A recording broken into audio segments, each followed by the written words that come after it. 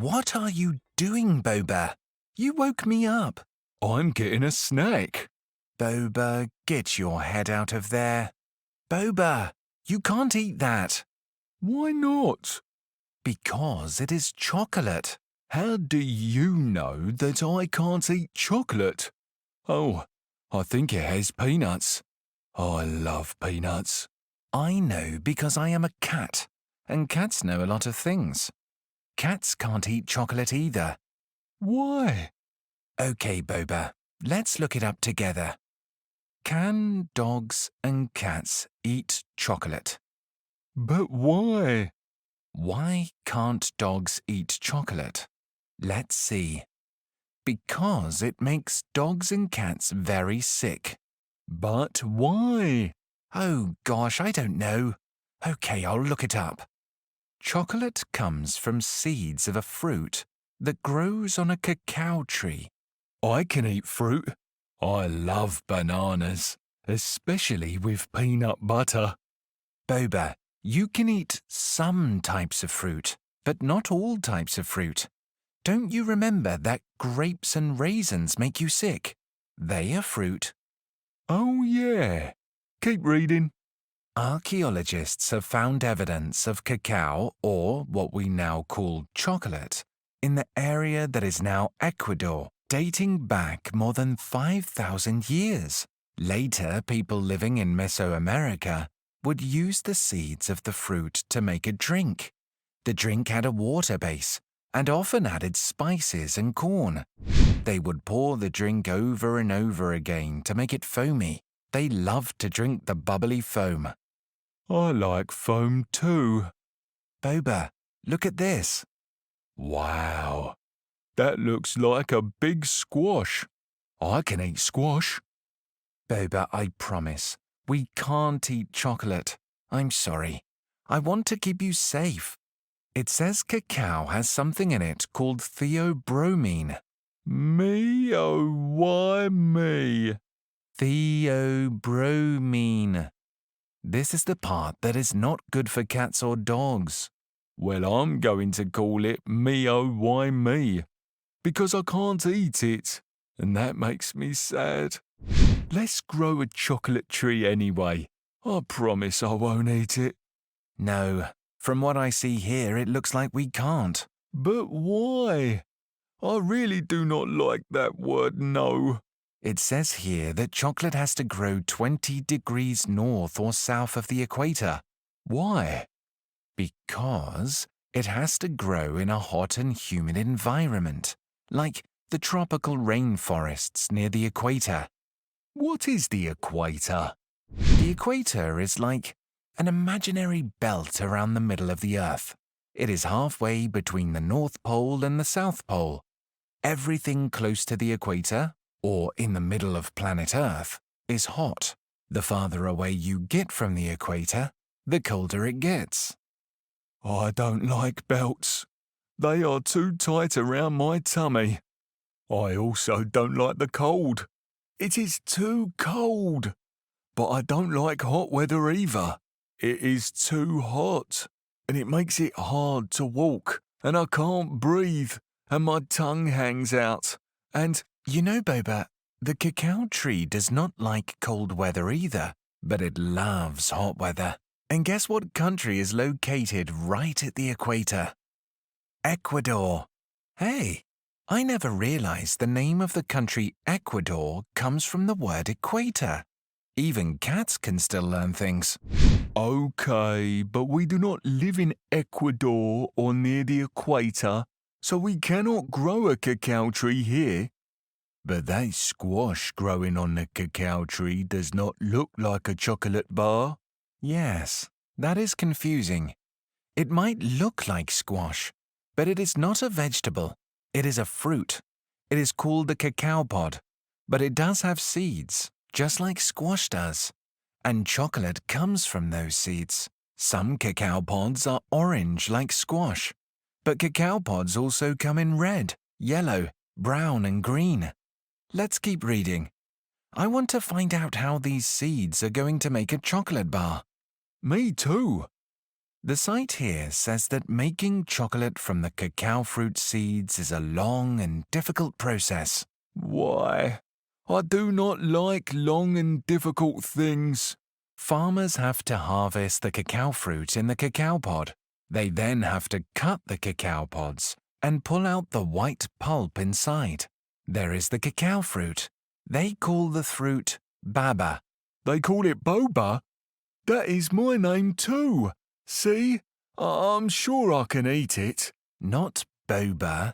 It is called Baba. Why do they call it Baba and not Boba? Boba is better. Baba means drool, slimy or mucus in Spanish. I love slimy things. Boogers and slugs are delicious.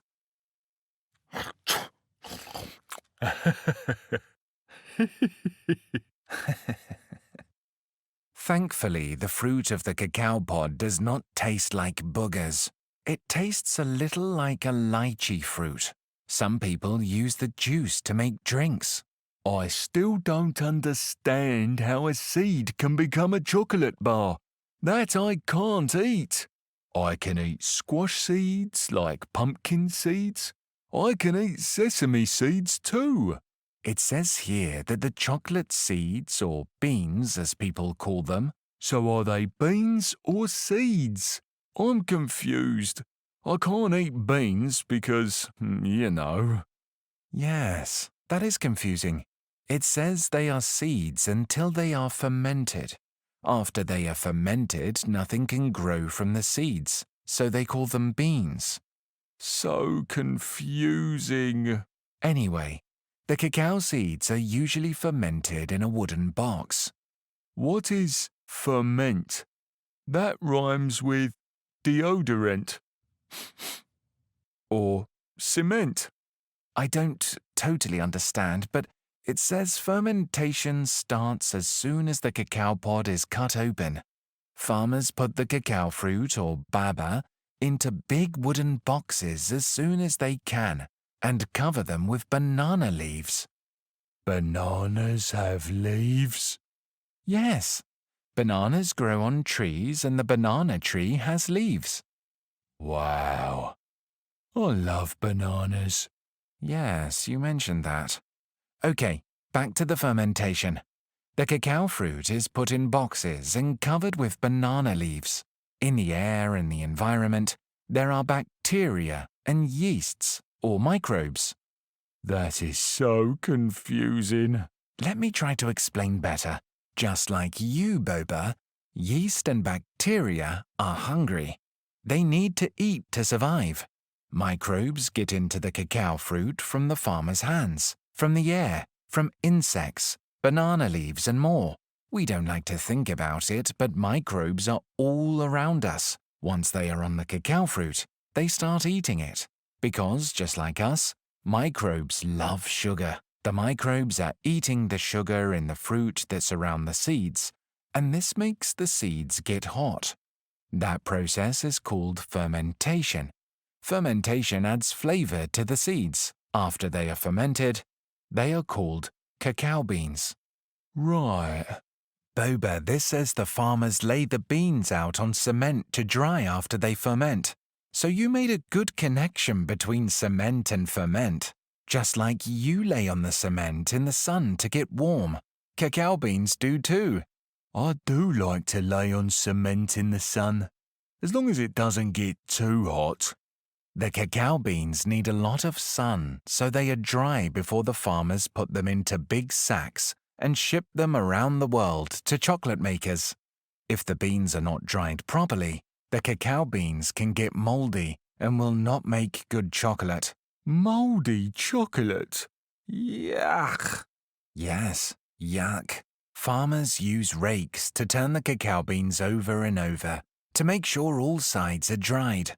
Some farmers lay the beans out on big racks to dry. It depends on the farm.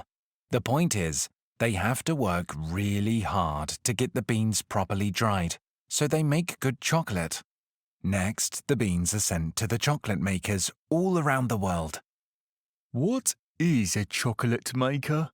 Someone who makes chocolate.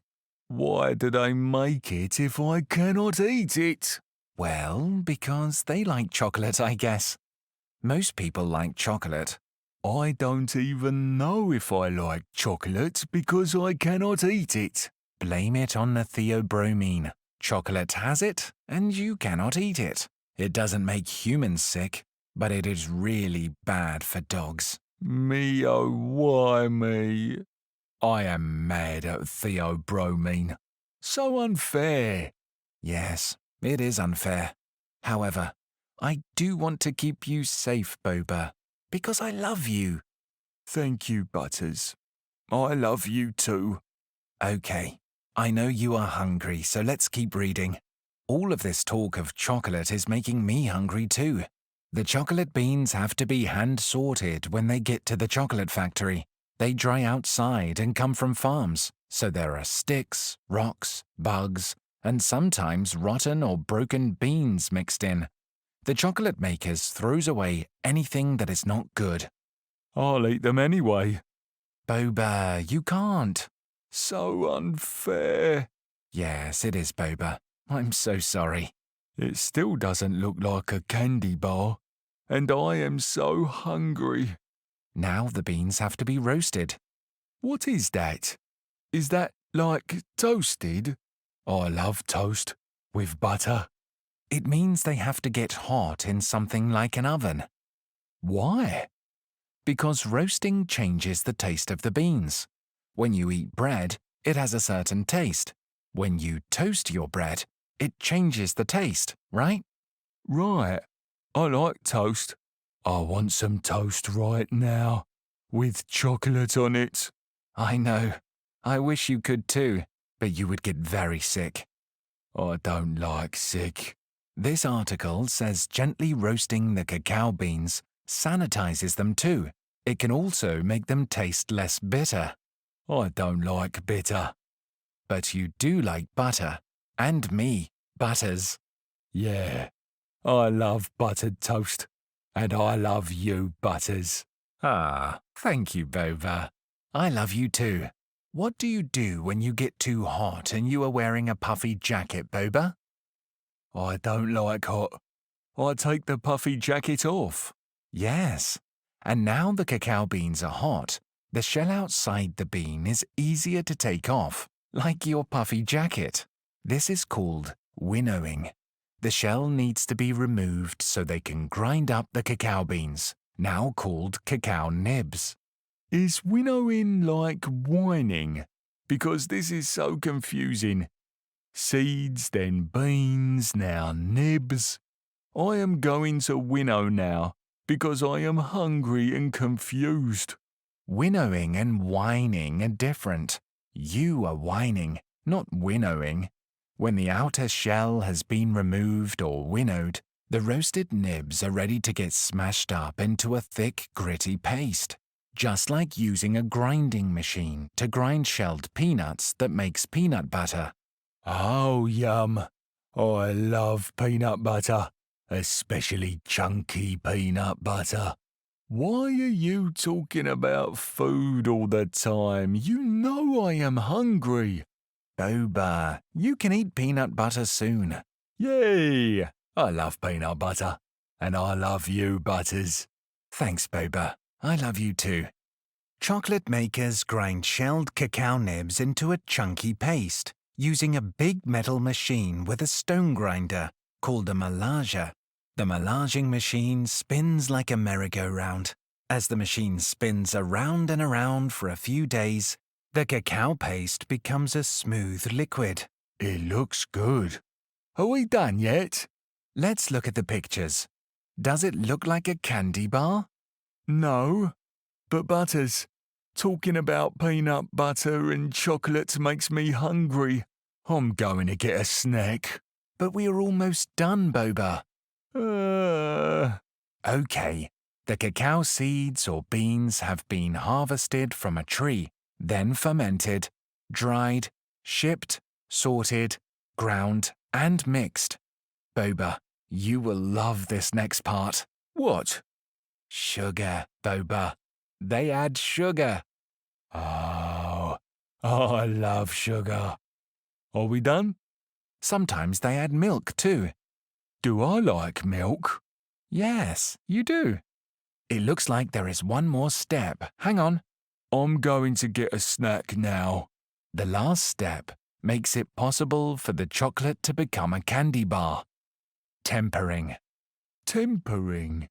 What is that? When you lose your temper, do you call it tempering? Because I am tempering right now. Tempering has nothing to do with your temper. This might be the most complicated part to explain, so we will both have to control our tempers. Let's both take some breaths to help calm us down.